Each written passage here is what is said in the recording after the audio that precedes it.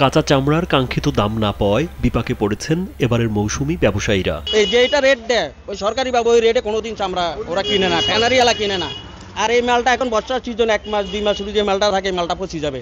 নিজেদের ক্ষতি মেনে নিয়ে অবশেষে সেই সব চামড়া ফেলে দেওয়া হয় রাস্তার পাশের সিটি কর্পোরেশনের ভাগাড়ে। বলা হচ্ছে সিন্ডিকেটের কারণে চরম ক্ষতিতে পড়েছেন মৌসুমী ব্যবসায়ীরা, ফলে বাড়ছে দুর্গন্ধ, বায়ু দূষণ ছাড়াও পরিবেশ বিপর্যয়ের আশঙ্কা এলাকাবাসীর।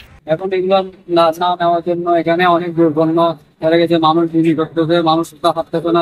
গন্ধ এটা পোষা গন্ধ লেগে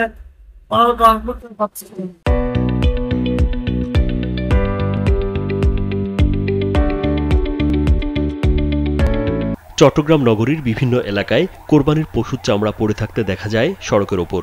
প্রক্রিয়াকরণ খরচের চেয়েও দাম কম হয় কেউ নিতে আগ্রহ দেখায়নি এই সব চামড়া। এবার তো আমাদের নতুন সরকার পাল্টাইছে, নতুন কাছে মনে হচ্ছে আমরা বেশি দাম দিয়ে বেচতে পারবো।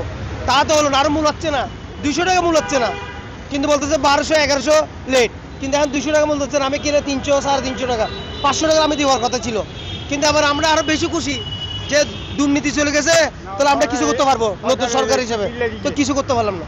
নগরীর আগ্রাবাদ, হালিশহর ও বহদ্দারহাট সহ বিভিন্ন মোড়ে পড়ে থাকে লক্ষাধিক পশুর চামড়া। পরে চট্টগ্রাম সিটি কর্পোরেশনের কর্মীরা তা সরিয়ে আরফিননগর ময়লার ভাগাড়ে নিয়ে যায়। তখন আমাদের উদ্যোক্তা কর্মকর্তা আমাকে স্যার আমাদের এগুলো তাড়াতাড়ি অপসারণ করার জন্য মানুষের কষ্ট হচ্ছে, গন্ধ বের হচ্ছে, এই ধরনের কথা তখন আমরা শুনছি, আমরা পরিষ্কার করতে শুরু করলাম। ব্যবসায়ীদের অভিযোগ, সিন্ডিকেট করে কম দামে কিনতে চাপ দিলে তারা বিক্রি না করে ফেলে দেন। আমাদের বলে গেছে 500 টাকা দরকার নাই, আমাদেরকে অলরেডি 200 টাকাতে দেন, যেহেতু আমরা যাদের থেকে টাকাটা নিচ্ছি ওদেরকে যেন টাকাটা আমরা দিতে পারি। দেখেন 200 টাকা হাত জোর করছি, ফাইনাল আমাকে একটু বাঁচান। ওরা আমাদেরকে বলে যে না ভাই 50 টাকা নিচে পারবো না, 50 টাকা নিচে পারবো না। তা আমি কিভাবে করে দিব ভাই বলেন? 500 টাকাতে মাল নিয়ে যদি 50 টাকাতে বিক্রি করতে হয়, তাহলে আমি কার আসে মাল করি না।